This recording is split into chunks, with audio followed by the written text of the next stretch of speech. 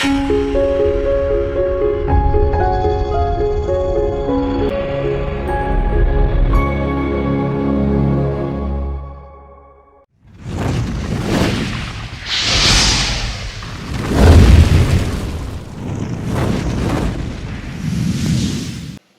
जो हम देख रहे, पिछले बार हमने भजन संहिता 1 में से देखा, उसमें धर्मी पुरुष से संबंधित बातों को देखा, धर्मी होने का मतलब क्या है और कैसे ऋतुओं में फलता है और उसके पत्ते कभी मुरझाते नहीं। तो वहां पर हमने देखा पत्ते असल में है क्या और मुरझाने वाली बात कौन सी है, इन सब बातों को हमने देखा। उसका रिकॉर्डिंग मेरे पास नहीं है, सिर्फ वॉइस रिकॉर्डिंग है, पिछले बार रिकॉर्डिंग नहीं हो पाया था। फिर भी मैंने भी बहुत सारी बातों को सीखा इन सब बातों में, ठीक है। तो अब जो है आज जो हम देख रहे हैं उसमें सबसे पहला है ना, हम आत्मा में इसलिए कुछ बातों को बीच में छोड़ते हुए कुछ नई बातों को जोड़ते हुए ले जा रहा हूं, ताकि हम आत्मा में अन्य भाषा से संबंधित बातों की तरफ उसकी बेस को हम अभी जान रहे हैं असल में। क्योंकि उसका बेस जो है, क्योंकि ईश्वर ने, परमेश्वर ने क्या कहा मालूम है? ईश्वर बोला कि कोई भी काम जब तुम करते हो तो उसका बेस लव होना चाहिए। कोई भी काम सबसे पहले परमेश्वर के राज्य और धार्मिकता की खोज करो। मतलब इधर खोजने का मतलब हुआ रिसर्च करो। Let you know from inside of your heart what has to be done first in anything। अभी आज मैं सुबह ऑफिस में रहते समय किससे बात कर रहा था, तो किसी ने प्रश्न पूछा। प्रश्न में ये पूछा कि भैया परमेश्वर राज और धर्मता की खोज करना असल में है क्या? असल में वो कई प्रकार से आप उसको एक्सप्लेन कर सकते हैं, वो एक बात में सीमित नहीं होगी। उसको इसलिए समझना है क्योंकि यीशु ने इन बातों को जिक्र किया। मत्ती 6:33 निकालेंगे, मैथ्यू 6:33, ये उसके लिए बहुत जरूरी है अन्य भाषा में जाने से पहले, ठीक है। इसीलिए जरूरी है क्योंकि अन्य भाषा से संबंधित बातों में यदि हम इन सब बातों को जानकर नहीं जाएंगे तो जो आत्मा हम हमारे ऊपर हावी हो सकता है, कोई जो परमेश्वर से ना हो, या फिर जो अनॉइंटिंग, जो अभिषेक मिलेगा वो गलत हो सकता है।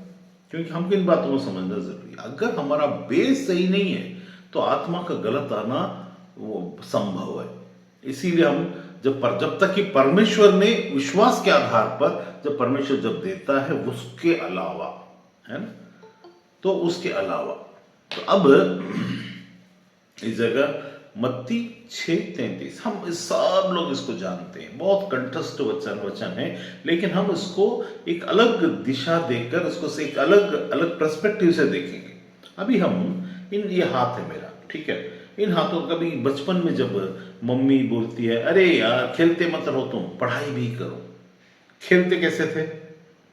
पैर और हाथों से, आंख, कान, इधर फेंक, इधर डाल, क्रिकेट, फुटबॉल, बैडमिंटन, कुछ भी खेल, अलग दौड़ना, स्विमिंग, सब में ये टूल्स यूज होते थे कि नहीं? है ना, सब में यही जो हमारे पास है, लेकिन सबका अलग अलग तरीका है। जैसे अभी मानिए क्रिकेट को ले लेते हैं, तो इतने सारे लोग हैं आसपास, 12 लोग हैं, ठीक है, और क्रिकेट का गेम चल रहा है। वहां से कोई बॉल है, बहुत संजीदा है, बहुत सीरियस है, यहां से एक बैट लेके उसको अपने अपने टेक्निक के अनुसार, अपने अपने टैलेंट के अनुसार वहां पर काम कर रहा है। यही व्यक्ति हो सकता है कि जो क्रिकेटर अभी खेल रहा है ये मिलिट्री में भी हो। मिलिट्री में क्या करेगा?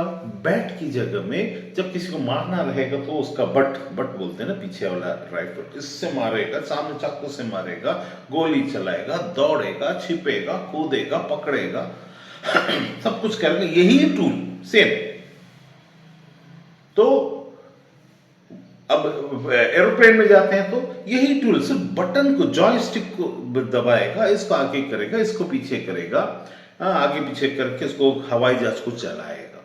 और चलाते हुए क्या करेगा? यही टूल हवाई जहाज चला रहा है। यही टूल जो हमारे पास में है ये क्या कर रहा है? रोबोट को बना रहा है। यही टूल रोबोट का आदेश देके उससे काम करवा रहा है। अपनी जगह में एक है, 10 रोबोट बनाया, 10 काम को करवा रहा है। यही टूल, दिमाग वही, हर क्षेत्र में अलग अलग तरीके से यूज हो रहा है। ठीक है ना। अब जब स्कूल में पढ़ाई करने जाता, प्रोफेसर बनकर पढ़ाई करवाता है, तो यही टूल, देखो यहां सूरज है, यहां चांद है, इसके यहां पर सूरज है, चांद है और यहां पृथ्वी है, तो इसमें क्या हुआ, सूरज और चांद और पृथ्वी में एक जगह चंद्र ग्रहण हुआ, एक जगह, ऐसा पढ़ा रहा है। फिर यही टूल सोच रहा है नई आकांक्षाओं को, नई बातों को, यही दिमाग, यही शरीर, यही सोच, यही इंसान यही सोच रहा है। जैसे मैडम क्यूरी थी, उसने रेडियम, उसको क्या नाम है, कैंसर के एक दवाई को उसने बना लिया था। यही टूल, सब कुछ वही। एडिसन था, उसने लाइट बना लिया था। और दूसरा जो था टेस्ला था, उसने कुछ और लाइट का और पावर जनरेशन मशीन और ये वो सब बना लिया। सब यही इंसानी है, ठीक है। लेकिन यही इंसान आत्मा में स्वर्ग की बातों को भी पूरा करता है। यही टूल, यही सब कुछ। हम क्या करते हैं, कई बार हम इन चीजों को कंफ्यूज हो जाते हैं, लेकिन परमेश्वर ने इसको कुछ बातों को स्पष्ट रीति से बताया। इन बातों को सही रीति से जान लो, परमेश्वर का कहना यही है। इन बातों को सही रीति से जान लो, चेला बनो, समझो, फिर आगे बढ़ो, ठहरो, फिर आगे बढ़ो, तब तुमको जिंदगी समझ में आएगी। ये एक बात को याद रखिएगा, यदि आप करने को तैयार हैं अपनी तरफ से, आई एम रेडी, तो परमेश्वर करवाने को तैयार है। You are ready, I know, and I will make you prepared for another. Spiritual चीजों के लिए प्रिपरेशन की जरूरत पड़ती है। कौन करेगा प्रिपेयर हमको? परमेश्वर। अभी मेरे से आप पूछेंगे 1998 के पहले क्या आप मसीह को वैसा जानते थे जैसा अब आप जानते? उसके बाद 1988 सितंबर 18 तारीख के बाद, पहले सितंबर 18 तारीख, जिस दिन मेरे यीशु से आत्मा में मुलाकात हुआ, उस दिन से पहले क्या आप परमेश्वर को वैसा जानते थे? मैं कहूंगा मैं बहुत कुछ जानता था, लेकिन परमेश्वर को वैसा नहीं जानता था जैसे उस दिन जाना। ठीक है। किस दिन? जिस दिन परमेश्वर से हमारी मुलाकात होती है, यीशु से। जब यीशु आता है और बोलता है, I am Jesus, I have chosen you, I will put my word into your mouth and will make it come true. ये जब बोलता है, तब तक मैं वचन को जानता था, सामर्थ को जानता था, शैतानी सामर्थ के बहुत सारी बातों को सीखा था, देखा था, शैतानी ज्ञान को देखा था, शैतानी उपभोग को देखा था, शैतानी तंत्रों को देखा था, शैतानी मंत्रों को देखा था, शैतानी यंत्रों को देखा था। ठीक है, यंत्र भी हैं, तंत्र भी हैं, टोटके भी हैं, और उसके काला जादू भी है, सफेद जादू भी है, वुडू भी है, और ये है, बहुत बहुत बहुत बहुत बहुत बहुत सारी चीजें, उसको भी देख लिया था। लेकिन पूरा पूरा तो कोई भी नहीं जान सकता इस संसार में, पूरा कोई नहीं जान सकता, क्योंकि परमेश्वर के नियम है कि तुम्हें उस समय तक तुमको जितनी जानकारी होनी चाहिए कोई भी चीज का, उतना ही दिया जाएगा। शैतानी ताकत को भी अब आकर आगे के दिनों में हम देखेंगे कि कैसे वो अधिक काम करता हुआ, कैसे बड़े रीति से कार्य करता है। परमेश्वर की सामर्थ को भी देखेंगे कि वो किस रीति से, बड़े रीति से काम करता है।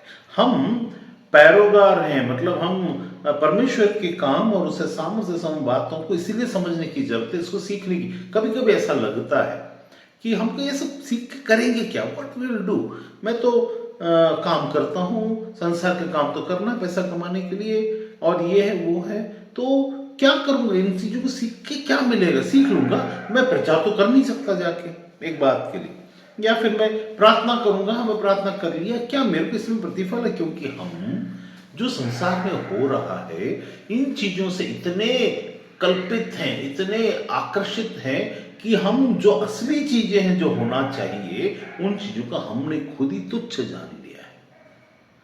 हमारी नजर में जो परमेश्वर हमारे द्वारा से बड़े काम करवा रहा है, उन बातों को हम अपने नजरिए से, उस ज्ञान को, उन बातों को जो होता हुआ देख रहे हैं, उन बातों के सामने अपनी बातों जो परमेश्वर करवा रहा है, उसको हम तुच्छ जान रहे हैं।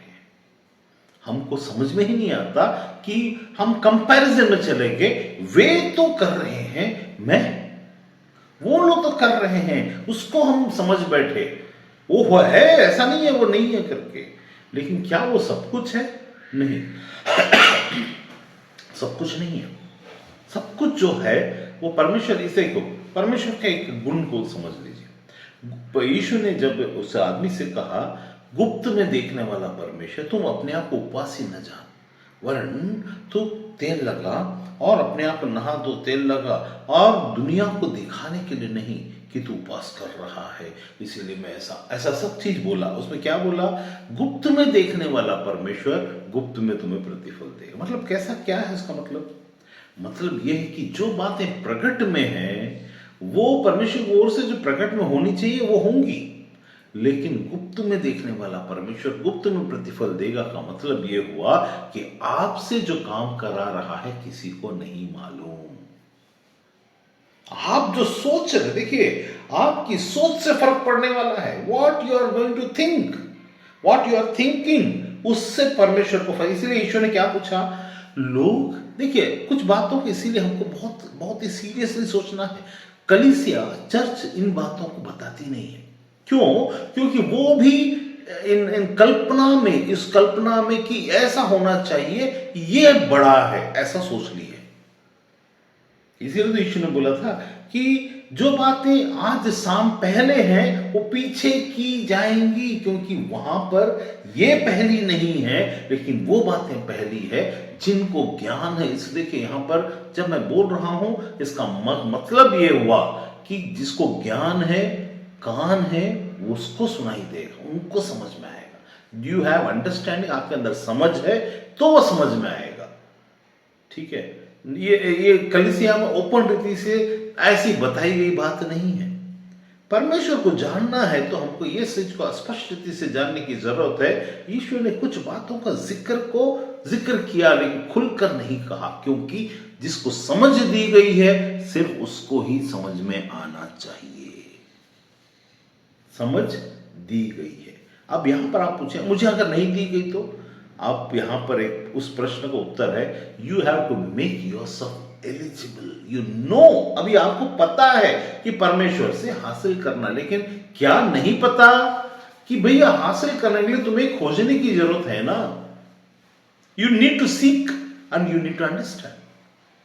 अभी कई प्रकार के नाम से कई प्रकार के लोग, कई प्रकार के ईश्वर, भगवान, ये वो, उसको लिटरल रीति से लेकर के आत्मा की बातों को ज्ञान और सामर्थ और इन चीजों को के द्वारा, पावर के द्वारा कुछ चीज को हासिल करने की कोशिश करते हैं, और उनका पूरा हासिल होना इस संसार में नाम बड़ा करना और इस संसार में नाम कमाना। मतलब उनके भगवान को भी संसार में बड़ा करना है उनको, और संसार में इनके भगवान को भी नाम कमाना, इनको भी नाम कमाना। उसके आधार पर कुछ लोग को नाम कमाना, कुछ लोग को पैसा कमाना, दोनों, कुछ लोग को दोनों नहीं कमाना। सिर्फ यहां पर मैं बड़ा कर दूं तो बेहतर, बस, या तो अपने भगवान को कुछ पावरफुल दिखाना। ये क्रिश्चियंस भी वही कर रहे हैं। उनके मन की चाहत है कि यीशु को मैं पावरफुल दिखाऊं। भाई बहन, तेरा यीशु बहुत पावरफुल है। उसने मनुष्यों से महिमा नहीं चाहिए। वो बोलता है तुम राज्य के रहस्य को तुम नहीं समझ पाओगे तब तक, जब तक कि परमेश्वर के तौर तरीके समझ में नहीं आते।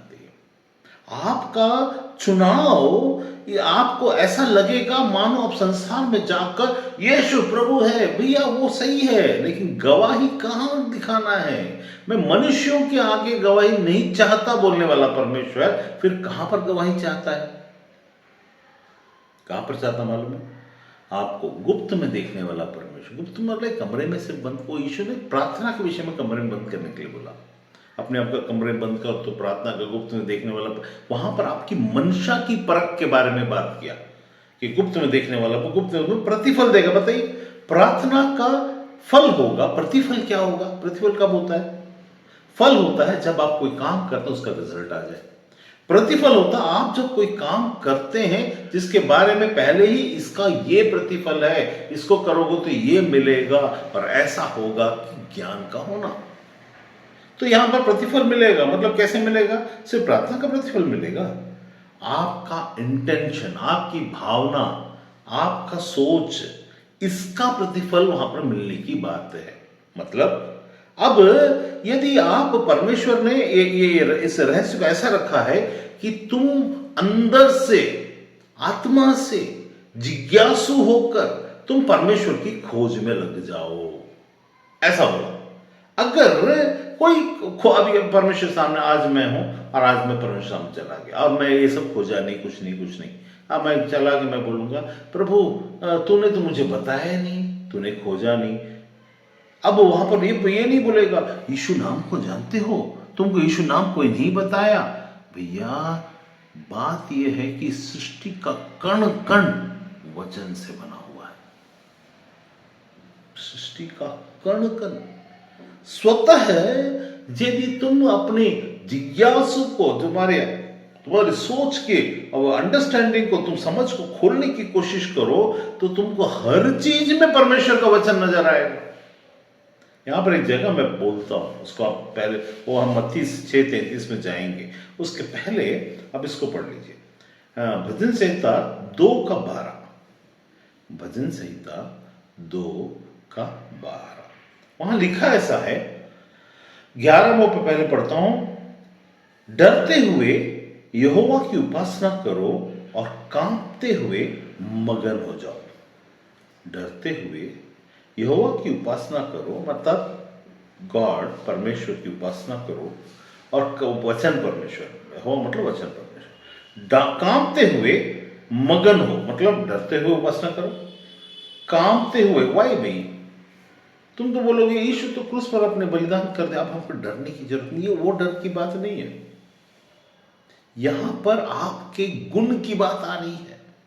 यहां पर उसके बारे में लिखा है, पुत्र क्यों ऐसा बोला, यहोवा की उपासना करो और कांपते हुए मगन हो, पुत्र को चूमो, ऐसा ना हो। पुत्र को चूमो मतलब यहां पर पुत्र को चूमो क्यों आया, वाई? क्योंकि वो जो पुत्र वचन है, जो यहोवा है, वही उसका पुत्र है। पुत्र को चूमो, ऐसा ना हो कि वो क्रोध करे और तुम मार्ग ही में नष्ट हो जाओ। कौन से मार्ग? उद्धार की रीति में परमेश्वर के पास पहुंचने वाला मार्ग। ये नहीं कि आप ट्रेन में कहीं से आ रहे हैं, बस में कहीं से आ रहे हैं, ये वाला नहीं। आप परमेश्वर के पास ज्ञान के मार्ग के द्वारा जाने की कोशिश करें, योग के मार्ग के द्वारा जाने की कोशिश करें, विश्वास के मार्ग के द्वारा जाने की कोशिश करें, कर्म के मार्ग के द्वारा जाने की कोशिश करें, भक्ति के मार्ग के द्वारा जाने की कोशिश कर रहे हैं, और भी कई प्रकार के मार्गों के द्वारा जाने की कोशिश की जा रही है। वो सब मार्ग में जाते हुए नष्ट हो जाओ। कहीं ऐसा ना हो कि नष्ट हो जाओ। मतलब खोज में तो हो, अचानक तुम्हारे साथ कब क्या आ जाएगा, कोई ऊपर से हिलियोस आकर के गिर जाएगा, हाँ मर गए, या कोई गाड़ी ठोक के चला गया, हाँ मर गए। सही खोज नहीं करने पे बहुत पछतावा होने वाला है। हो सकता आपको उम्र हो गया, हो सकता आपने बाइबल बहुत पढ़ लिया हो, फिर भी ये बेसिक है। इस बेसिक में देखिए क्या लिखता है, डरते हुए और की उपासना करो और कामते मगन हो, ये आगे के लिए आदेश है। This is a command and this is an instruction, this is an suggestion by a matured man of God. एक अभिषिक्त, परमेश्वर का अभिषिक्त, जो परमेश्वर का अभिषिक्त जो राजा है, उसके लिए। अब यहां पर लिखा, पुत्र को चूमो, ऐसा न हो कि वो क्रोध करे। मतलब अगर तुम पुत्र को नहीं चूमोगे तो क्या होगा, क्या मतलब इसका? What does it mean in भजन संहिता? भजन संहिता में पुत्र कहां से आया? Why? वहां पुत्र की जिक्र क्यों किया गया? क्योंकि हर युग में पुत्र का जिक्र है। मतलब परमेश्वर का वचन। पुत्र का मतलब होता है जिसके लिए आप जी जान लगाते हो। पुत्र का मतलब होता है वो जो तुम्हें तारने वाला है, बचाने वाला, निकालने वाला है। पुत्र का मतलब होता है जो आपकी कल्पनाओं को पूरा करने में मदद करने वाला है। पुत्र संसारिक वे में भी अगर हम देख ले तो भी पुत्र मतलब पुत्र मतलब बच्चा ना, मतलब पुत्र पुत्री दोनों। तो यहां पुत्र का मतलब होता है कि उसको तारने वाला। यहां क्या लिखता है, पुत्र को चूमो, ऐसा ना हो कि वह क्रोध करे और तुम मार्ग ही में नष्ट हो जाओ, क्योंकि क्षण भर में उसका क्रोध भड़कने को है। धन्य है वे जिनका भरोसा उस पर है। भरोसा उस पर है, इस जगह में जो भरोसा जो लिखा हुआ है उसको हसाह भरोसा बोलते हैं। हसाह भरोसा में पहले बहुत पहले बताया था। हसाह भरोसा मतलब रखने वाला विश्वास, मतलब विथ पेशेंस।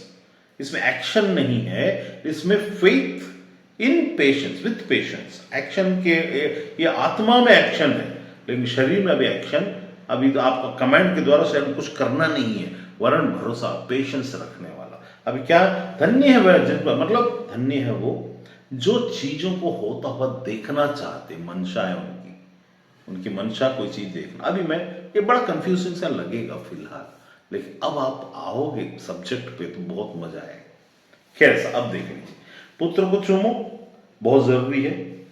डरो, डर की उपासना, उपासना करना मतलब आराधना करना, स्तुति करना, महिमा करना, उसको मानना, उसके सामने झुकना, उसको एक्सेप्ट करना, ये सारी चीजें। क्योंकि बहुत सारी धर्म में, बहुत सारी जगहों में, बहुत सारे बाबाओं में, बहुत सारे महापुरुषों ने ये कह दिए परमेश्वर नहीं है।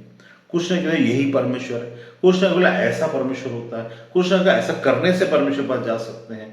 लेकिन पुत्र आया, उसने बोला पापों की क्षमा के द्वारा जो तुम्हें परमेश्वर से दूर किया है, मैं बलिदान देता हूं और उसके बाद तुम उसे देख पाओगे।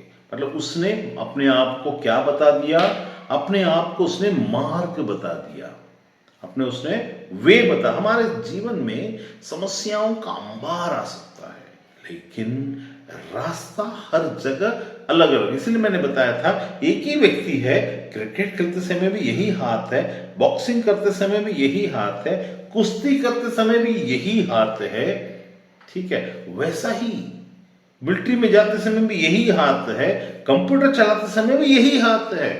आत्मा में भी सेम टू सेम। हम आत्मा की बात आते ही, अरे ये एक ही चीज है, आराधना करना, स्तुति करना, महिमा करना, चर्च जाना आना, बस यहां तक खत्म। ये तो सिर्फ एक भाग था। रोज यहां जो परमेश्वर बोलता, पुत्र को चूमो, तुम चर्च जाके चूमोगे? पुत्र, एक काम कर, पुत्र को जब भी देखोगे, पुत्र मतलब यहां पर एक बच्चा मान रहे, छोटा बच्चा, उसके साथ का संबंध में निष्कलंक प्रेम है। बस पुत्र मतलब इधर क्या हो गया, निष्कलंक प्रेम। इसको कैसे दिखाता, जब कभी भी कोई भी चीज, जो छोटा बच्चा रहता है या कोई भी, तो उसका इनोसेंस, निष्कलंक है ना, वो जो रिश्ता है जिसमें वो आप पर पूर्ण रीति से डिपेंडेंट है, पूरा रीति से आप पर डिपेंडेंट होकर कैसे वो भरोसे के साथ आपको देखता है। क्या आप उसको कुछ उल्टा सीधा कर पाते हैं? अगर मान लीजिए आप अपने छोटे बच्चे से बहुत नफरत करते हैं, तो भी आप बड़ा कदम उठाने की पहले, जब तक शैतान ना घुस जाए, है ना, बड़ा कदम इंसान होकर के नहीं उठा पाते। आप उसको पालते ही हैं, ये मजबूरी है। इस रिश्ते, पुत्र को चूमते हम कब है, जब हमारे अंदर निष्कलंक प्रेम होता है, बच्चे के अंदर निष्कलंकता। यीशु कौन है मालूम है? यहाँ पर वो पुत्र का छोटा बच्चा वाला नहीं, आत्मा में यीशु को जब हम देखेंगे, बच्चे जैसा निष्कलंक, उसको कुछ, कोई पाप के बारे में जानकारी नहीं। यीशु से संबंधित बातों में ये बोलना तो गलत होगा, पाप की जानकारी नहीं है, उसको पाप का उसने अनुभव ही नहीं किया, अनुभव, खुद का अनुभव पर्सनल उसका नहीं है पाप से संबंध। उसने उठाया, लेकिन उसके अनुभव में होगा, फल नहीं है उसके लिए पाप, उसकी मृत्यु इसलिए नहीं हो सकती उसकी, ठीक है। तो अब पुत्र से, अभी जब हम अपने परमेश्वर के साथ में जब आगे बढ़ते हैं, तो कौन सा बेस लेके चलना चाहिए? कौन सा बेस?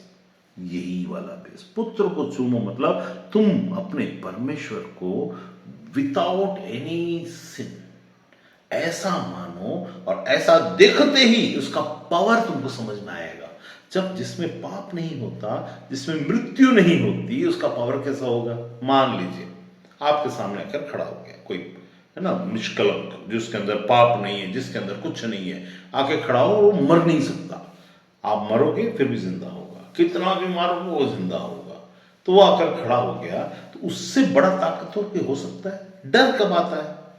जब एक पिस्तौल लेके, छोड़ दे उसको नहीं तो मैं मार दूंगा, दे मोबाइल दे दे नहीं तो मार दूंगा, आप क्यों दे देते हो? जान का डर।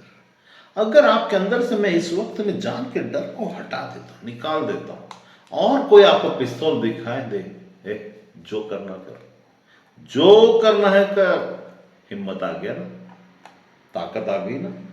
तो जान का जाना अर्थात मृत्यु कितना कंट्रोल करता है हमें, यीशु ने वही सुपर सुपर काम किया। उसने बोला दूसरी मृत्यु जो तुम्हारे लिए नरक तक पहुंचाने वाला है, उसके डर को मैं हटा दिया, खत्म कर दिया। I have removed it. उसको मैंने पूर्ण शरीर में किया पहले, तुमको दिखाया। क्यों दिखाना पड़ा यीशु को वो चीज? वाई? यीशु को वो चीज क्यों दिखाना पड़ा कि शरीर में जिंदा हो गया, अब देखो मैं आ गया? क्यों दिखाया मालूम है?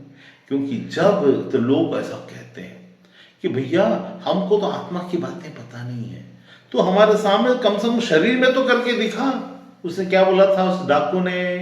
डाकू ने बोला यदि तू परमेश्वर का पुत्र है तो अपने आप को क्रूस से नीचे आ करके दिखा। क्या उसने दिखा नहीं दिया? क्रूस से तो निकाले, गाड़े, मर गया है, अब उसको हम बाहर निकलने नहीं देंगे, पूरे सेना को लगा दो, लगा दिए, रात और दिन पहरा, सब कुछ पहरा हो रहा है। और उस पहरा होने के दौरान वो लाश निकल के बाहर अपने आप आ रहा है और उसको कोई रोक भी नहीं पा रहा। उसने देखा ही नहीं कोई कि यहां से मैं निकल के धक्का नहीं मारा, उसको कोई रोक ही नहीं सका, न दीवार रोक सकी। वो भूत था क्या? नहीं। उसने बोला ना, इसीलिए तो ये चीजें वहां जिक्र है। वो जिक्र इसीलिए है ताकि हम कुछ बातों के अर्थ को समझें, ये क्यों दिखाया गया।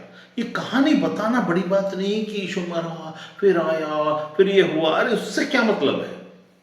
यहां मतलब है कि उसने संसार में क्रूस से नीचे उतरकर दिखाया जिंदा। कोई दीवार और कोई रीति रिवाज या यहूदी धर्म भी उसे जिंदा होने से रोक ना सकी, क्योंकि वो परमेश्वर का पुत्र था। अब ये जानकर कि वो परमेश्वर का पुत्र है, अब हमें कितना सामर्थ्य होना चाहिए, अपने वो परमेश्वर के सामर्थ्य विश्वास होना चाहिए हमको, कितना अधिक। तो हम इस वक्त क्या करना चाहिए? परमेश्वर ने उस जगह में लिखा है ना। उसके पहले एक और चीज पढ़ के फिर आगे बढ़ेंगे।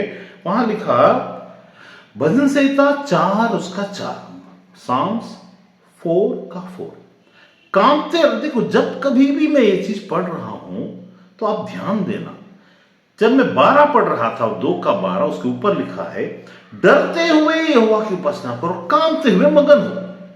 अब कामते हुए मगन होने का मतलब ये हुआ कि लोग एक्टिंग करते हैं, ये नहीं, ये कामते हुए नहीं है। इनके अंदर में परमेश्वर का असली भय नहीं है, ये एक्टिंग में उतर आ गए, ये साइकिक बन गए। साइकियाट्रिस्ट के पास ले जाने की जरूरत है इन्हें। लेकिन परमेश्वर के पास जब मगन होते तो कामते हुए का मतलब कोई एक्टिंग मत करना।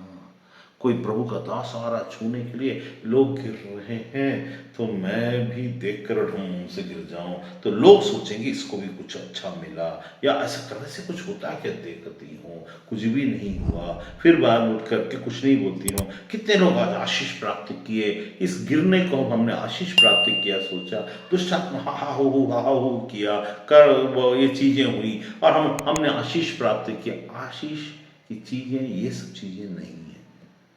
आशीष कीजिए। कब अपन ऐसा बोलते हैं? एक राज्य में राजा रहता है, ठीक है, उसकी प्रजा है, तो प्रजा में से किसी को ऐसा मौका दिया जा रहा है, तुमको जो चाहे मांग लो तुमको मिल जाएगा। और एक को बोला जाता है, एक को कुछ भी नहीं मिलेगा, सिर्फ राजा से उसको बातचीत करने के लिए दिया जाएगा। तो सबसे धन्य व्यक्ति वो होगा जो राजा से जाके बातचीत करेगा। वो नहीं जिसको सोना मिल गया, चांदी मिल गया, गाड़ी मिल गया, ये मिल गया, ये नहीं। वो जो, क्योंकि जब राजा से बातचीत करेगा, राजा उसको पूरा राज्य देने का अधिकार को रखता है। यीशु क्या बोला? मैंने तुम्हें राज्य दिया है। तो हम किससे बात कर रहे हैं? हमको क्या अपेक्षा करनी चाहिए, असल में हमारा इंटेंशन क्या होना चाहिए। यहाँ देखिए, वहां पर अभी मैं जो पढ़ रहा हूं उसका साम 4 का 4, कांपते रहो और पाप मत करो, अपने अपने बिछौने पर मन ही मन सोचो और चुपचाप रहो। मन ही देखिए, जब कभी भी मन ही मन सोचो और चुपचाप रहो, उसके अगला देखिए क्या बोलता है, धर्म के बलिदान चढ़ाओ, ठीक है, और यहोवा पर भरोसा रखो। यहां पर यहोवा पर भरोसा रखना बाताह करके हिब्रू में, वहां पर मैंने बोला हसाह भरोसा, मतलब ठहरे रहना। यहां पर एक्शन वाला भरोसा, यहां पर सैक्रिफाइस ऑफ राइचियसनेस, धर्म के बलिदान चढ़ाओ। अब बताओ, धर्म के बलिदान चढ़ाना और मगन होना और ये सब क्या है, क्यों जिक्र से किया गया। भले पुराना नियम है, हम नए नियम में आने के बाद हम नए नियम में देखते हैं। वहां पर एक जगह रोमियो निकालिए, रोमियो आप लोग जानते हैं उसको, लेकिन फिर भी निकालिए रोमियो, उसका नए नियम में। पुराना नियम तो अलग हो गया, ठीक है ना।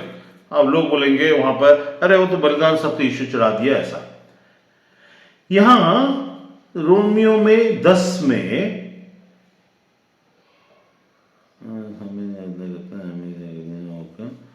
हाँ यहां पर देखिए 10 का 3 में लिखा है 2, क्योंकि मैं उनकी गवाही देता हूं कि उनको परमेश्वर के लिए धुन रहती है, परंतु बुद्धिमानी के साथ नहीं। क्या रहती है, इसीलिए हमको सीखना है, इसीलिए हमको जानना है। उनको परमेश्वर की धुन रहना बड़ी बात नहीं है, धुन सबको रहता है। इसके कारण से बहुत कुछ हो जाएगा, मत सोचिए। उल्टा रास्ते में जाते समय नष्ट हो सकते हैं, हमको पता ही नहीं चलेगा हम नष्ट हो गए। हम चल रहे हैं, हमारी लाश चल रही है, हमारा लाश मतलब शरीर, आत्मा के बगैर, आत्मा की जिंदा होने के बगैर। आत्मा का जिंदा होने का मतलब, अगर मान लिया हम आत्मा में चलते हैं, पवित्र आत्मा में पवित्र आत्मा बोलता है ये कर, और हम नहीं कर पाते उन चीजों को, इसका मतलब हम मरे हुए के समान है। और जब मरे हुए के समान हो जाते हैं, या तो हम डर जाते हैं, तो यहां परमेश्वर बोलता परमेश्वर से डरो, मनुष्यों से नहीं। जब हम मनुष्यों से डरते हैं, इसका मतलब है कि हमने सोच, जगह, चीजें, क्योंकि हम भरोसा ही नहीं करते कि परमेश्वर हमारे सहायता इस जगह भी हमें उठाएगा और सहायता करेगा। परमेश्वर हमें जो भी स्थान में आज हम हैं, उसे नीचे हम जाते हुए लगेंगे, लेकिन कभी जाएंगे नहीं, वो याद रखिएगा। इसीलिए परमेश्वर का कांपते हुए, मगन होते हुए उपासना करो, कांपते हुए उसके नजदीक में आओ। ये सब क्यों बोला जाता है, ताकि हम मनुष्य और संसार और शैतान, उसकी योजनाएं और सरकारी योजनाओं, कोई भी हो जो परमेश्वर से हमें दूर ले जाने वाली बातों से न डरे। लेकिन कैसे रहना है, बुद्धिमानी के साथ। तो बुद्धिमानिता कहां से आएगी, वो बुद्धिमानिता, अरे प्रभु मुझे बुद्धि दे वाला बुद्धिमानी नहीं है। यहां पर पढ़िए, क्योंकि मैं उनकी गवाही देता हूं, है ना, पौलुस बोलता है गवाही देता हूं, क्योंकि मैं उनकी गवाही देता हूं कि उनको परमेश्वर के लिए धुन रहती है। आप में से बहुत सारे लोग हैं जिनको परमेश्वर के लिए धुन है, आप परमेश्वर के लिए मर मिटने के लिए भी तैयार है, लेकिन बुद्धिमानी एक चीज है जिसके बगैर अगर आप करते हो तो आपको पता ही नहीं, आप अनजान हो। अब आगे लिखा है, बुद्धिमानी के साथ नहीं है ये, ठीक है, क्योंकि वे परमेश्वर की धार्मिकता से, सुनिए, परमेश्वर की राइचियसनेस, धार्मिकता से अनजान होकर अपनी धार्मिकता स्थापित करने का यत्न करके परमेश्वर की धार्मिकता के अधीन ना हुए। मतलब ये कौन लोग हैं, ये है परमेश्वर के लोग, आप और हम हैं, प्रचारक हैं, अन्य भाषा बात करते हैं और लेकिन नहीं जानते। परमेश्वर की धार्मिकता को पूछने पर यीशु ही परमेश्वर की धार्मिकता बोलकर हम खत्म कर देते हैं, वहीं तक सीमित हो जाते हैं। क्योंकि इसके बाद बहुत सारी, वहां पर भजन संहिता में क्या लिखा था, 4 में लिखा है धर्म के बलिदान चढ़ाओ, ठीक है। अब आगे पढ़ूंगा, वहां पर देखिएगा क्या उसमें कहता है। उसमें रोमियो 10 उसका 3 में पढ़ रहा हूं, क्योंकि वे परमेश्वर की धार्मिकता से अनजान होकर they are not knowing, they don't know the knowledge about the righteousness of God, they are not knowing the knowledge about the righteousness of God. But who are these people? These people are we who think that this is righteousness, ये धार्मिकता है, और इसके अनुसार करने से ही अपनी धार्मिकता को हम स्थापित कर रहे हैं, जो कि पाप है, पाप है, पाप है, पाप है। इसीलिए वहां पर लिखा है कि क्या मतलब, भजन से तुम फिर से पढ़ता हूं मैं, वहां क्या लिखा है, कामते रहो। पाप कहां हो सकता है, किस जगह पाप होता है, पाप का मतलब क्या है, what is the meaning of sin. Sin का एकमात्र एक ही मतलब है, परमेश्वर के विरुद्ध में, परमेश्वर ने बोला उसको न मानना और उसको महिमा न देना, यही पाप है। आप मनुष्य मनुष्य, एक जगह में पढ़ के बताऊंगा, मनुष्य मनुष्य आपस में अगर पाप कर लेता है तो परमेश्वर आता है उनको क्षमा, तुम क्षमा कर, तू क्षमा कर, ये है वो है, नहीं क्षमा कर सकता तो तू अपने रास्ते निकल, तो अपने रास्ते, कुछ ना कुछ रास्ता निकालते हैं, मनुष्य हम भी निकालते हैं और परमेश्वर भी निकालता है। यहां पर पाप होता कहां पर है, जब हमसे पाप तब होता है, even though if we are being forgiven, मेरे पापों को क्षमा कर प्रभु बोलने के बावजूद परमेश्वर के सामने जाते समय यदि इन बातों, इसीलिए तो सीखना है, इन बातों को अगर नहीं जानेंगे तो इससे बड़ा पाप फिर दूसरा नहीं हो सकता। तो यहां क्या बोलता है, वहां बोलता, भजन संहिता में बोलता है, धर्म के बलिदान, मतलब क्या, धर्म के बलिदान चढ़ाने से होता है क्या, जब कभी भी बलिदान जब चढ़ाया जाता है, मैं उस तरफ भी जाऊंगा, बलिदान जब चढ़ाया जाता है तो होता क्या है कि एक बड़ा सा एक जानवर को देखा जाता है जो चर्बी युक्त हो, और परमेश्वर के चर्बी को अलग से जला, उसके पीछे हर एक के पीछे में एक रहस्य है। क्यों इसकी जरूरत पड़ी, इसके बगैर नहीं हो सकता था क्या, पाप अगर परमेश्वर के विरुद्ध वाला नहीं होता तो इसकी जरूरत नहीं थी। कोई याद रखे, कोई जानवर का बलिदान से उस जानवर ने कोई पाप तो किया नहीं है, ठीक है, लेकिन वो उसमें भागीदार हुआ है हमारे कारण, मनुष्य आदम के कारण।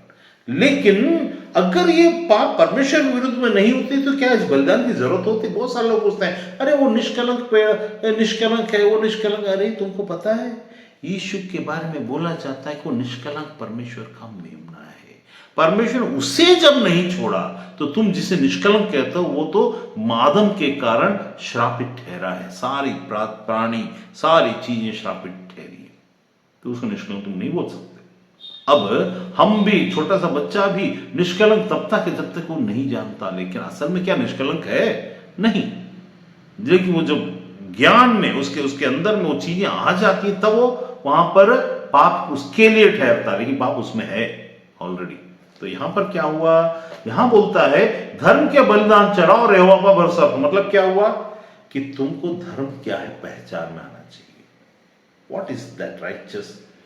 वहां पर धार्मिकता क्या है, धर्म के अर्थ कर्तव्य क्या है और धार्मिकता क्या है। ये तुम्हारी धार्मिकता तब होती है जब परमेश्वर के साथ है, कर्तव्य तब होती है जब परमेश्वर की ओर से तुम मनुष्य बनकर संसार के साथ हो। धर्म तब होता है जब तुम्हारा कर्तव्य है ये बताना, ये करना, ये समझाना, यहां सचेत करना, ये धर्म की बात।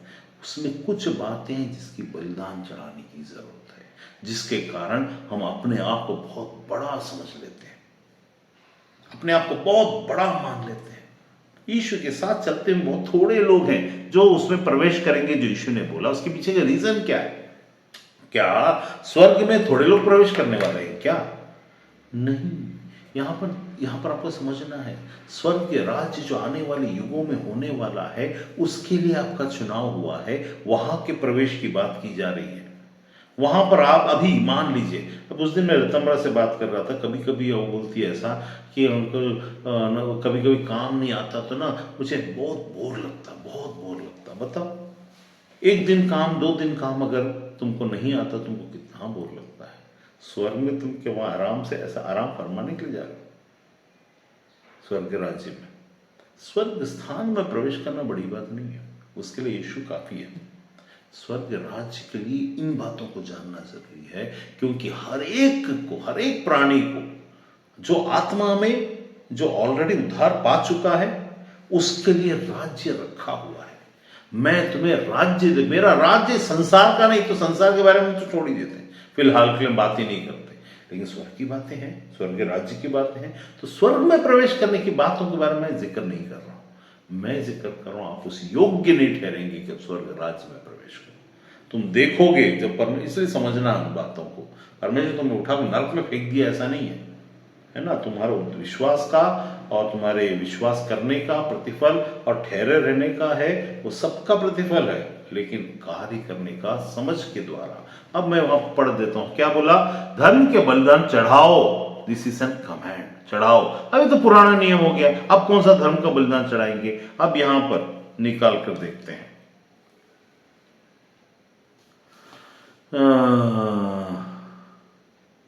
12 रोमियो 12 में क्या लिखा, इसीलिए हे भाइयों मैं तुम्हें परमेश्वर की दया को स्मरण दिलाकर विनती करता हूं, अपने शरीरों को जीवित, शरीर को पवित्र कैसे चढ़ा सकते हैं, पवित्र और परमेश्वर को भावता बलिदान करके चढ़ाओ, नए नियम में। बताओ वहां पर जब बोला है, यहां पर पौलुस दाऊद वो आत्मा में बोला, आत्मा में और शरीर में, धर्म की बातें आत्मा में बोला। अब आत्मा की बातों तो ईश्वर ने पूरा कर दिया, अब भी बलिदान है, अब भी जो हमारे हाथ में है। ए मानव, तुमको ईश्वर तो विश्वास तो कर लिए हो, लेकिन अब कौन सा बलिदान है वो। अब यहां पर एक बात यहां रोकूंगा, रोक करके एक बात बताऊं, आपको क्या लगता है, तुम पृथ्वी पर धन इकट्ठा ना करो वरन स्वर्ग में धन इकट्ठा करो, जब परमेश्वर बोलता है इसका मतलब क्या हुआ, किस आधार पर हमको स्वर्ग में धन इकट्ठा होने वाला है, शरीर में रहते हुए इसे पवित्र बलिदान चढ़ाने के द्वारा। मतलब इस शरीर में से निकल जाएंगे, सपोज हम आत्मा में आ गए, निकल गए, मर गए, खत्म हो गए, भूत बन गए, आ गए, बाहर आ गए और चले गए, अब क्या स्वर्ग में धन इकट्ठा हो पाएगा हमारी उसी आत्मा के द्वारा, क्या उस विश्वास के द्वारा? नहीं। जब तक शरीर है स्वर्ग में धन इकट्ठा हो गया ऐसा नहीं बोला, तुम यीशु पर विश्वास करिए इसलिए तुम्हारा स्वर्ग में धन इकट्ठा हो गया भाई, अब कुछ करने की जरूरत नहीं है।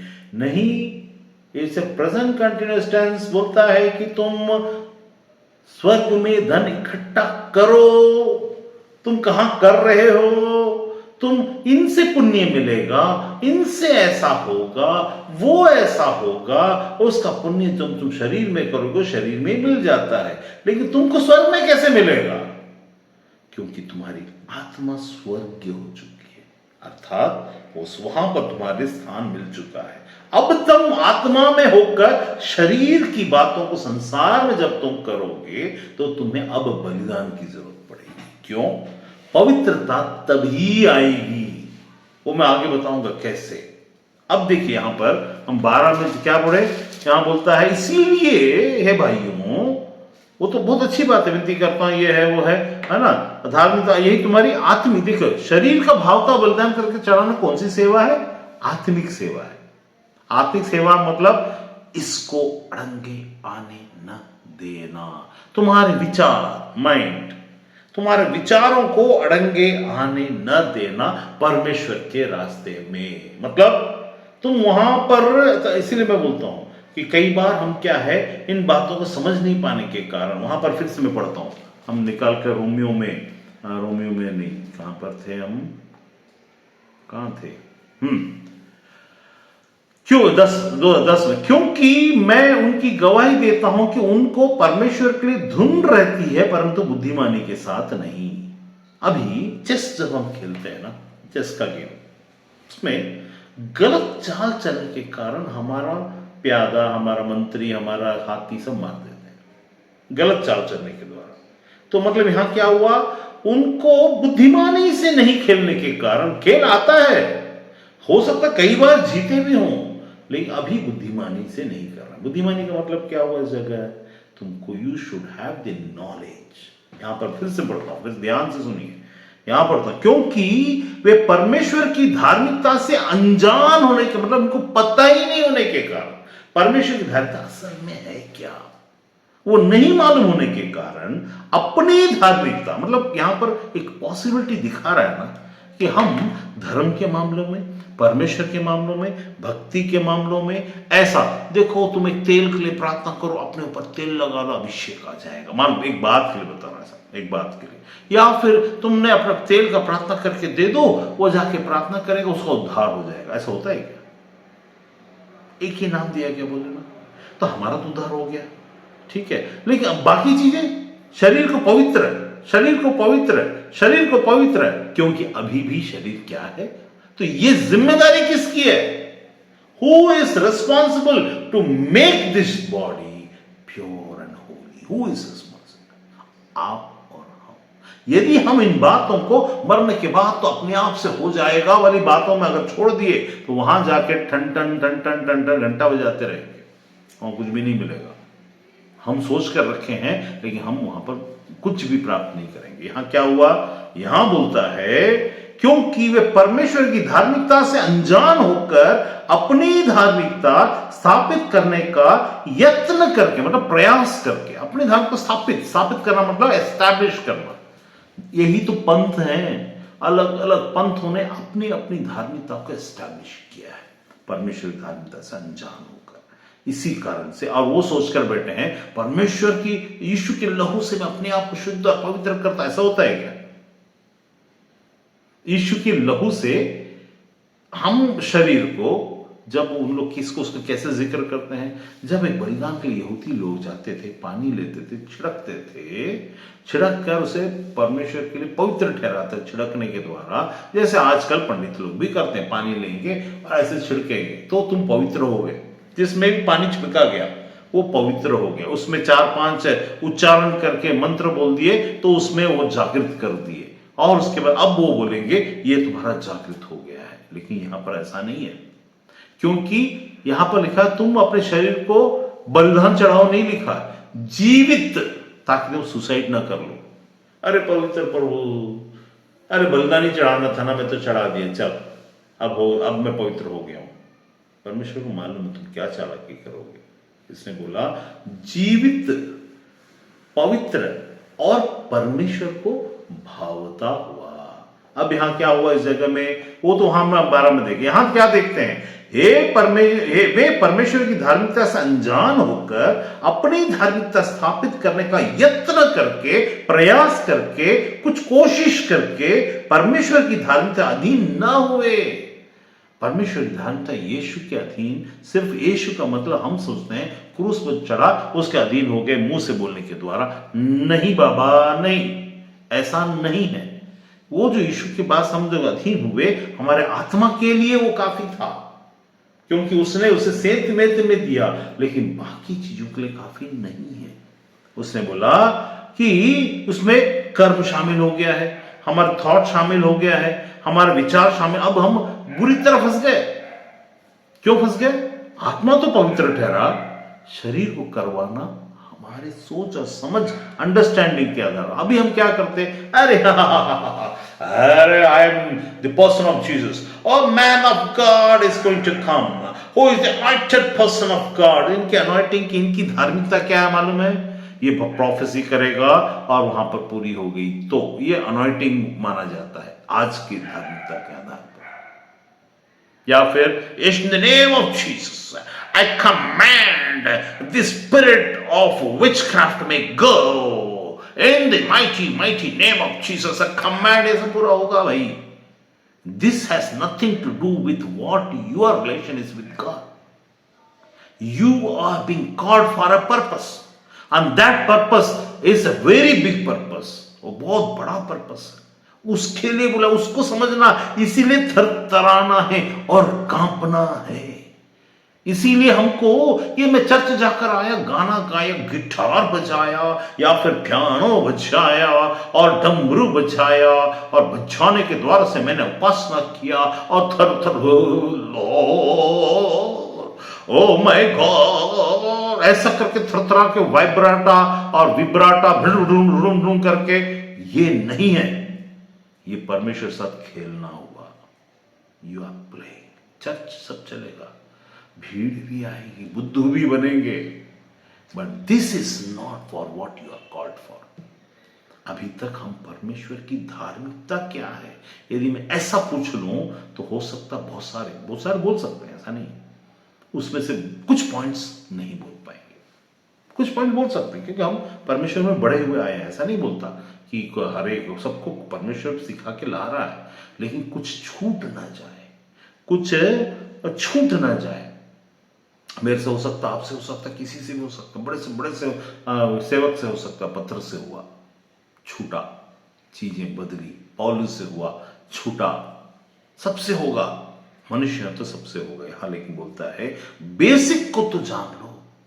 तो यहां बोलता है क्या, क्योंकि वे परमेश्वर की धार्मिकता से, यहां शब्दों को बड़े ध्यान से सुनिए, परमेश्वर की धार्मिकता से अनजान होकर, मतलब नॉट हैविंग द नॉलेज। ऐसा नहीं कि उन लोगों को नॉलेज था इसीलिए वो फिर नहीं समझ पाए इसे, नहीं, उनको समझ में ही नहीं आया, उनको पता ही नहीं, समझ में नहीं आने की बात नहीं, पता ही नहीं है बहुत सारी चीज। परमेश्वर की धार्मिकता को नहीं जान, अपनी धार्मिकता, मतलब अभी हम बहुत सारे लोग कलीसिया के द्वार से स्थापित की हुई धार्मिकता के अंदर में you should give tithe, you should give offering and you will be blessed तक सीमित हो गए। असली बात, डीप थॉट्स, डीप बातें, जिसके बारे में पौलुस बोलता है, मैं मैच्योर लोगों के साथ जब बैठूंगा तो मैं मैच्योरिटी की बातों को करूंगा, दूध पीने वाले नहीं। मांस इसलिए बोलता है क्योंकि बड़े लोग, जो बड़े लोग हैं वो खा के पचा सकते हैं। यहां पर खाने की बात नहीं है, पचाने की बात है। You can not digest certain things. जब यीशु ने बोला लोगों को कि बोला तुमको मेरे मांस में को खाना और मेरे लहू को पीना होगा, दे कुड नॉट डाइजेस्ट लिखा है, वो उसे पचा नहीं पाए, उनका दिमाग के, उनका अंडरस्टैंडिंग में जा ही नहीं पाया। ये कैसी शिक्षा है? What is this kind of thing? Bible से निकाल के बता रहा हूं, और कहीं और से नहीं। इन्हीं बातों को जब मैं बोल रहा हूं तो आप इसको सोच कर पूछिए अपने आप से कि हम परमेश्वर की धार्मिकता को पूरा समझ पाए हैं क्या? क्यों ये इतना इंपॉर्टेंट है? चलिए इसको उस जाने से पहले और थोड़ा सा आगे बढ़ते हैं। वहां लिखा है अनजान होकर अपनी धार्मिकता स्थापित करने का यत्न कर। क्योंकि हम ना कई बार अपने आप को, प्रभु के दास लोग भी और पास्टर लोग भी कई बार कलीसिया को उनको नहीं मालूम होने के कारण ऐसी कुछ भी पूछेंगे तो हाँ उसका मतलब ये है, ऐसा हल्के में बताकर छोड़ देंगे। ये बड़ा पाप है। हल्के में सच्ची पवित्र आत्मा के द्वार से उभारी गई बातों को, शिक्षाओं को बिना पवित्र आत्मा की जानकारी के, बिना पवित्र आत्मा सीखे आप अगर वैसे ही इसको टालने की कोशिश करते हैं तो तुम क्या दास हो? वफादार दास नहीं हो। वफादार नहीं हो। वफादार दास क्या करेगा? वफादार दास पवित्र आत्मा अपने मालिक से पूछेगा, अगर उसको पता नहीं तो खुद सीखेगा और दूसरों को सिखाएगा। यहां लिखता है परमेश्वर, इसीलिए सैक्रिफाइस ये मत समझना ओनली द सैक्रिफाइस जीसस, वो तो आत्मा के लिए काफी है, वही है सब कुछ। लेकिन उससे निकलने, इसलिए बोला कि जब गुरु होकर मैं इन चीजों को करता हूं तो तुम्हें शिष्य होकर कितना और अधिक करना चाहिए। बोला ना, जब गुरु होकर मैं इन चीजों को सहता हूं तो तुम्हें शिष्य होकर और कितना अधिक सहना चाहिए। ये कब नहीं सह सकते मालूम है? जब प्रेम ना हो। आपके एक मम्मी, कोई भी मम्मी के पास चाहिए, ठीक है, और उनके घर में एक बेटी है मान लीजिए, और एक और कोई है, कौन? कोई उसके मौसी की बेटी, इसकी उसकी भी आ गई। मौसी की बेटी ने एक ग्लास को फोड़ा, ठीक है, बहुत महंगा ग्लास है, 500।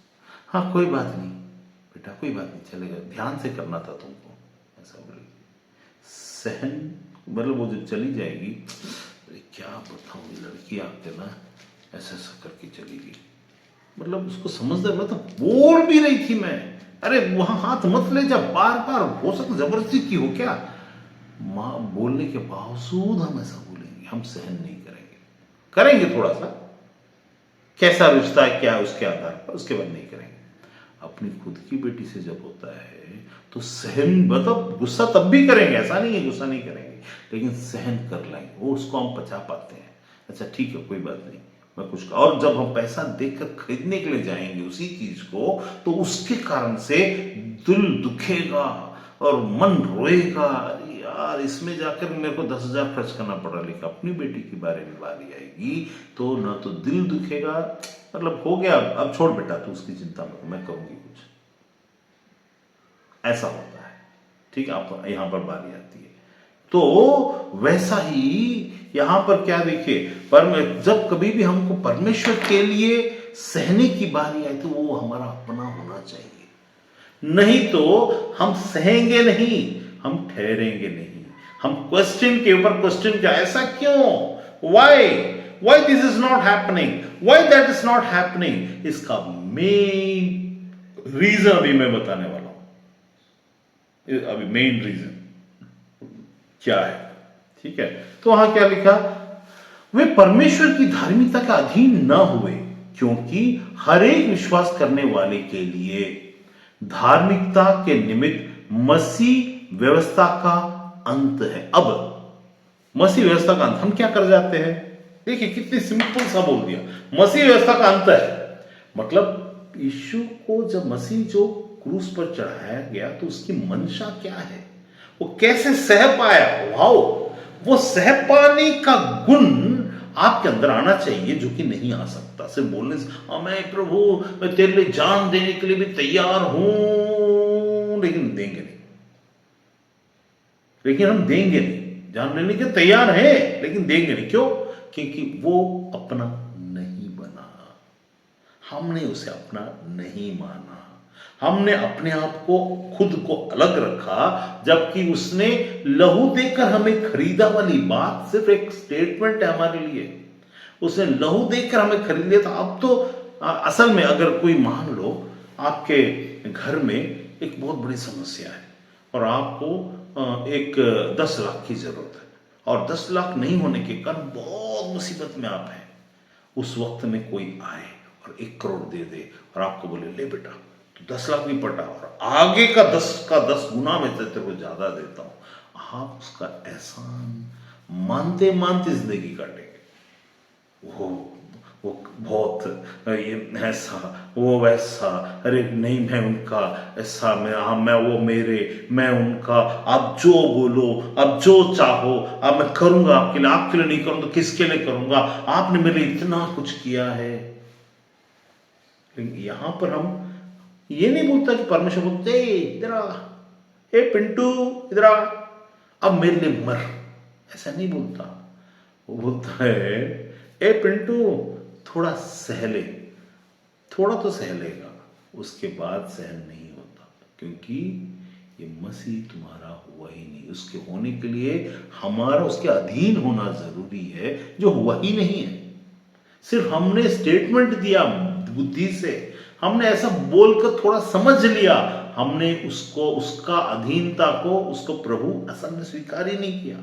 इसीलिए आप अपने आप को जांचना तो करना क्या है, if you are impatient in your queries, if you are impatient in your faith, if you are impatient that मैं परमेश्वर भरोसा रखा हूं लेकिन प्रभु अब अति हो रहा है, तो यहां पर प्रॉब्लम अति होने का, लेट होने का नहीं, यहां प्रॉब्लम आपकी अधीनता का है। आपने थोड़ा अपना और थोड़ा पराया रखा। देखिए एक इसमें एक उदाहरण बताता हूं। हनीना सफीरा थे, तो उन्होंने परमेश्वर के सामने, परमेश्वर का मतलब क्या, पतरस के सामने जब वो गए तो उनको क्या बोले जाकर के, जमीन तुम्हारा था, ठीक है, और उन्होंने उसके सामने, देखो हम ना सब कुछ तुम्हारे हवाले कर रहे हैं, सब कुछ, उसको जितना बेचा सब कुछ को उसके हवाले किया, ऐसा बोलती, जबकि उन्होंने ऐसा नहीं किया। उनके मन में शैतान ने काम किया, नहीं थोड़ा मैं अपने लिए, थोड़ा अपना आगे फ्यूचर के लिए, और बाकी को मैं पतरस को देता हूं, लेकिन बोलने के लिए मैं क्या बोलूंगा परमेश्वर के सामने। वो परमेश्वर के सामने बोल रहे थे कि पतरस के सामने बोल रहे थे, पतरस के सामने बोल रहे थे, लेकिन उन्होंने परमेश्वर के सामने बोला था, उन्होंने परमेश्वर को वहां उपस्थित जाना ही नहीं। जब हम आपस में कुछ चीज, देखिए ध्यान दीजिएगा, जब भी संसार में यहोशू की बारे में बारी है, यहोशू हारा क्यों, उसके ग्रुप में से परमेश्वर ने बोला था कि जब तुम युद्ध लड़ना तो कोई भी जो वहां पर सोना चांदी पैसा ये सब जो चीजें हैं इसको तुम क्या करना, छूना नहीं, उसको वहीं छोड़ के आना, वो तुम्हारे लिए नहीं है, ऐसा बोला। अब इन लोग क्या किए, आदमी क्या किया, चुपचाप से लेके अपने घर में गाड़ कर रख दिया। अब ये युद्ध लड़ने जा रहे हैं, युद्ध लड़ने जब जा रहे हैं तो क्या कर रहे हैं, वहां हार हार कर आ रहे हैं। क्या हमारी जिंदगी में हार इस कारण से हो सकता है कि हमने परमेश्वर, क्या इस जगह में हुआ क्या, इस जगह में उस आदमी ने किया क्या, सोना रख लेना या उसका धन को लूट कर रख लेना या थोड़ा अपने लिए रख लेना क्या बुरी बात है क्या, नहीं है। बुरी बात कब है, जब तुमने दिखावा किया कि तुम कमिट कर दिए हो, दिखावा किया लेकिन ऐसा निकाल के रखा थोड़ा सा ऐसा अंदर, ये तुम्हारा ही है, पूरा रखो, लेकिन परमेश्वर को तुच्छ न जानना, हार निश्चित है, ये याद रखना है। क्योंकि हम चीजों को साधारण ले लिए हैं, तो बिना बताए कुछ करेंगे, तुम्हारे चीजों में परमेश्वर आके हाथ डालेगा ही नहीं। लेकिन जब डालता है, जब तुम कमिट करते हो या बोलते हो या कुछ सोचते हो, तो परमेश्वर के सामने थरथराओ और कांपो, क्योंकि वो उसके ओर से आती है, क्योंकि तुम उसके कहलाते हो। ठीक है, ये तो बात की बात होगी। लेकिन यहां पर देखिए क्या बोलता है, यहां बोलता है धार्मिकता स्थापित करने का यत्न करते हुए, क्योंकि हर एक विश्वास करने वाले के लिए धार्मिकता के निमित्त मसीह व्यवस्था का अंत है। हर एक विश्वास हम कहां से करते हैं, आत्मा में। विश्वास हम कहां से करते हैं, मन में। तो मन और आत्मा का भी, मन आत्मा का मन के साथ का संबंध, अभी बुद्धि का मन के साथ का संबंध भी करना अब हमारे हाथ में है, वो याद रखिए। आत्मा का मन के साथ के संबंध के लिए मसीह व्यवस्था का अंत है। अब परमेश्वर से हम जुड़ चुके, लेकिन संसार में अब आगे बढ़ना है तो बुद्धि को भी मन के साथ संबंध करते परमेश्वर का अधीन करना है। वो अगर हम नहीं किए तो क्या हो जाएगा, वो कैसे होगा, हर एक बात में आपका निर्णय लेने की जरूरत पड़ेगी। तभी यीशु ने एक वचन बोला है ना, विश्वास से चलता है संजीवित रहेगा, क्योंकि जो धार्मिकता पर जो व्यवस्था से है चलता है वो जीवित रहेगा, परंतु जो धार्मिकता विश्वास से है वो यूं कहती है कि तू अपने मन में ये न कहना स्वर पर कौन चढ़ेगा। तो मतलब ये बहुत सारी बातें वहां पर बहुत स्पष्ट रीति से बताया गया, उसका हम बाद में देखेंगे, क्योंकि ये सब जाएंगे तो बहुत टाइम हो जाएगा। लेकिन अब मत्ती के 6:33, मैथ्यू 6:33, 6:33 ऑफ मैथ्यू। मेरे को कहीं और भी जाना है तो मैं थोड़ा 10 मिनट में खत्म कर दूंगा। हाँ, मैथ्यू 6:33 क्या लिखा है, 6:33 में यहां लिखा है, क्योंकि अन्य जाति इन सब वस्तुओं की खोज में रहते हैं। उसके पहले तुम चिंता न करना, 6:33 जैसी आया उसमें, इसीलिए तुम परमेश्वर के राज्य और धार्मिकता की खोज करो, ये सब वस्तुएं तुम्हें मिल जाएंगी। मतलब क्या हुआ, जब हम संसार में रहते हैं तो हम बड़े कंफ्यूज्ड रहते हैं। जब हम संसार में रहते हैं तो क्या रहते हैं, बड़े कंफ्यूज्ड रहते हैं। हमको ये समझ में नहीं आता कि परमेश्वर के संसार में, काम के विषय में, बिजनेस के विषय में, कमाई के विषय में, चीजों के विषय में कैसे हमको करना है, ये हमको समझ में नहीं आता, कंफ्यूज रहता है। तब यहां पर मैंने बताया, जैसे मूसा की व्यवस्था में लिखा है कि मूसा व्यवस्था में व्यवस्था पर चलने वाला जीवित रहेगा, वैसा ही यहां पर आत्मा से देह की क्रियाओं को मारने वाला जीवित रहेगा। और वहां पर लिखा है कि देह को तुम बलिदान करके चढ़ाओ, वह तुम्हारी आत्मिक सेवा है, देह से आत्मा और आत्मा से देह। ये बातें वहां पर जिक्र की गई है। तो यहां पर क्या हुआ, इस जगह में यहां पर बोला सबसे पहले तुम परमेश्वर के राज्य और धर्म की खोज करो। इसका मतलब क्या हुआ, इसका मतलब ये हुआ, जब कभी भी तुम संसार की बातों की कोई भी विषय को लेते हो, सबसे पहले, क्योंकि तुम्हारे लिए साधारण रीति से जैसे संसार में सब चीजें आती है वैसे नहीं आनी चाहिए। मतलब अंबानी के लिए पैसा कमाया, पैसा लूटा, या फिर कुछ प्लान बनाया और पैसा आ गया, वो उसके लिए आशीष ठहरा, बस संसार तक की सीमित। हमारे लिए आशीष कैसे ठहरनी चाहिए थी कि उसमें क्या लिखा है, थोड़ा सा आगे बढ़िए। वहां लिखा है, इसलिए तुम पहले परमेश्वर राज्य धार्मिकता की खोज करो तो ये सब वस्तुएं भी को याद रखिए। हम कहां कंफ्यूज हो सकते हैं, शैतान हमें कहां कंफ्यूज हो सकता कर सकता है? संसार की वस्तु मतलब services of this world, product of this world, project of this world, career from the world,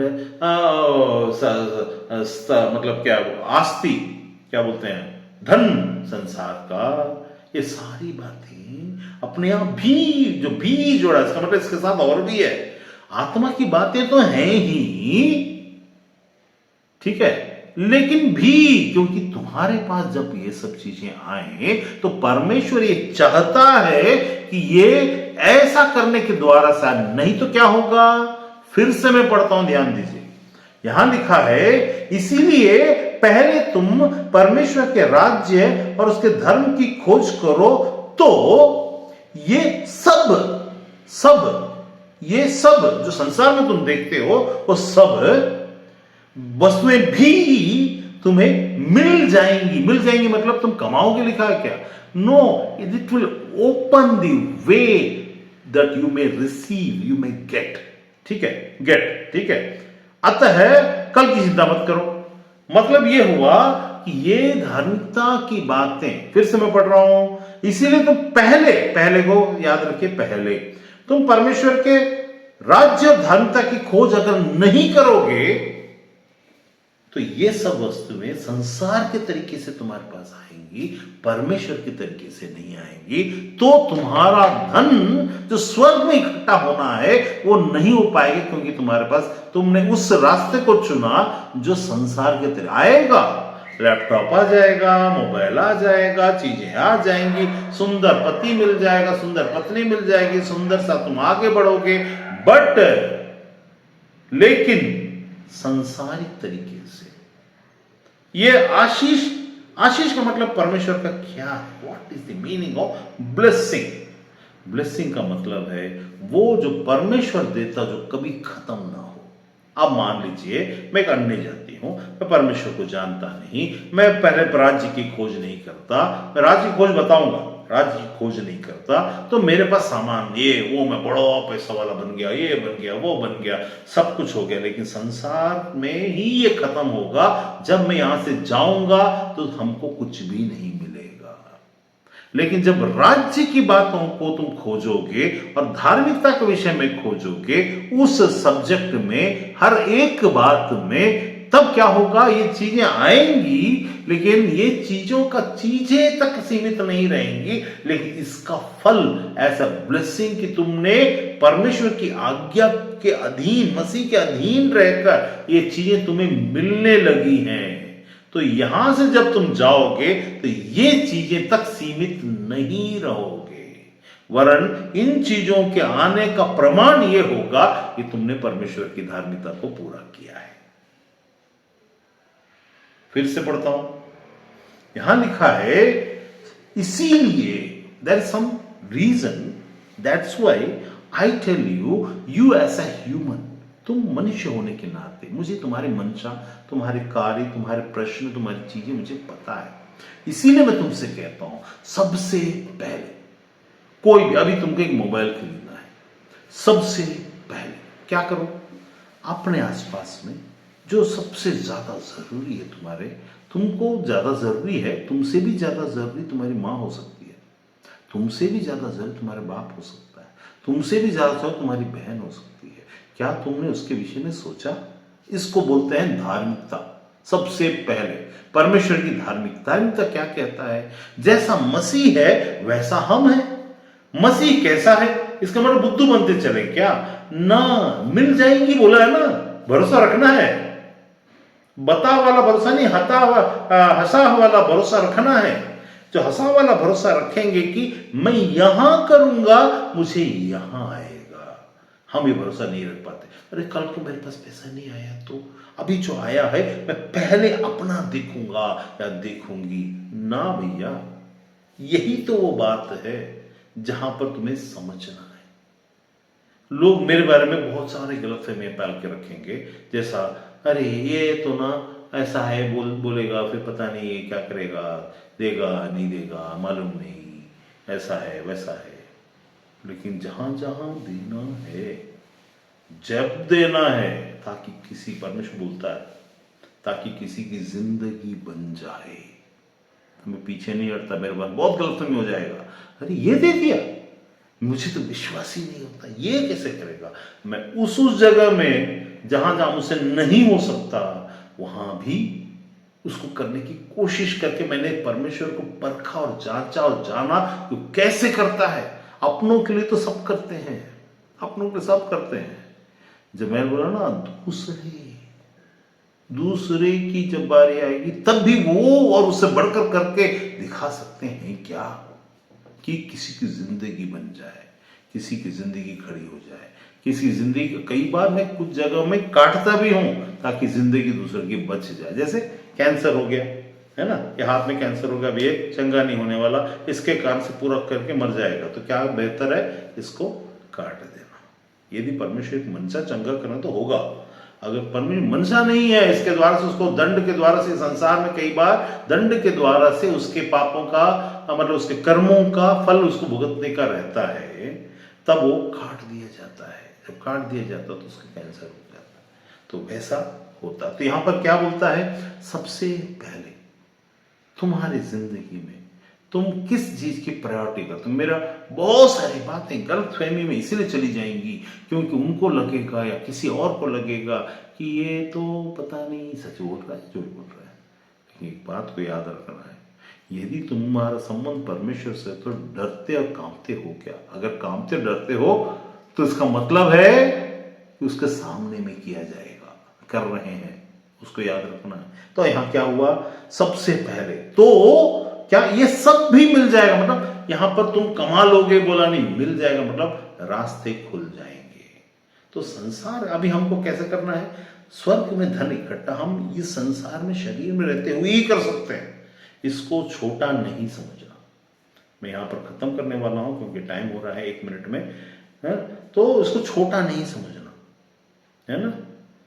तो इसको छोटा ना समझकर परमेश्वर इन बातों को जांचना और जानना कि बहुत सारा परमेश्वर की धार्मिकता, मसीह का जो धार्मिकता है, वो मसीह का धार्मिकता हमारे लिए विश्वास में अंत है, लेकिन उसकी शुरुआत कब है, जब शरीर की बात आती है। जब शरीर की बात आती है तो अब आती है स्वर्ग में धन इकट्ठा करने की, अब बारी आती है परमेश्वर के सामने अपने कर्तव्य को पालन करने की, अब बारी आती है कैसे काम करना और कैसे आगे बढ़ना। उन सब विषयों का अभी बचा हुआ है। आज हम सिर्फ इतना जान पाए हैं कि सारे संसार के काम को मसीही लोग या परमेश्वर का अधीन जो लोग हैं, उन्होंने यदि परमेश्वर की धार्मिकता को समझा नहीं है तो इम्पेशेंट होंगे पहली बार, या फिर स्लॉदी होंगे या अनाज्ञाकारी होंगे। किस कारण से परमेश्वर की मनसा हमारे जीवन में पूरी नहीं होती। अरे नहीं ना सर, अरे नहीं ना अंकल, अरे नहीं ना ब्रदर, अरे नहीं ना फ्रेंड, वो हम कुछ भी बोलेंगे उनकी तरफ से नहीं होगा। अनाज्ञाकारिता, परमेश्वर की बातें को नहीं मानने का एक जिद, या अपने अंदर में उनको समझ में नहीं आने के कारण से अपनी धार्मिकता को स्थापित करने की कोशिश करना, और मसीह की धार्मिकता को समझ ही नहीं पाना। परमेश्वर 1 या 2 बार बोलता फिर चुप हो जाता, नहीं बोलेगा। ना ही कोई परमेश्वर का दास जो सचमुच में परमेश्वर का होगा वो नहीं बोलेगा, चुपचाप चला जाए, अच्छा ठीक है, ऐसे चला जाएगा, तो आपको घाटा होगा।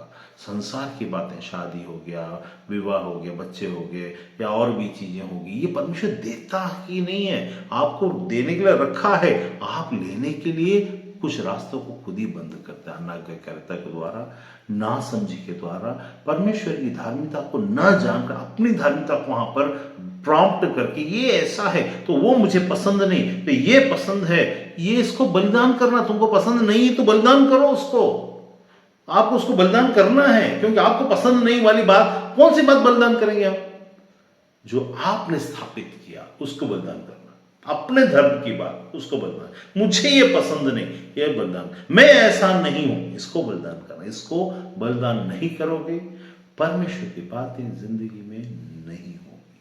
छिपाने के बजाय खुलकर रहो, परमेश्वर के सामने थरथराओ, कांपो, और चालाकी परमेश्वर और उनके लोगों से न करना। परमेश्वर को चाहे पर आशीष।